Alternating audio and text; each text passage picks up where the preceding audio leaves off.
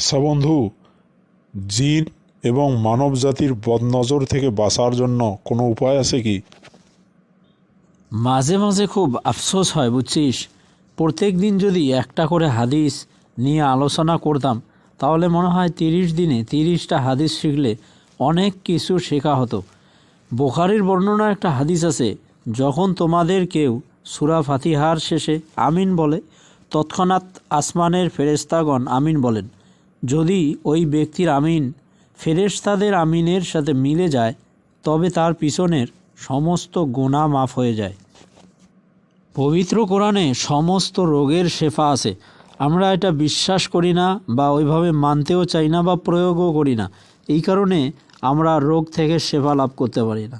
অথচ বাইহাকির বর্ণনা এসেছে সূরা ফাতিহার মধ্যে সমস্ত রোগের শেফা অর্থাৎ আরোগ্য রয়েছে।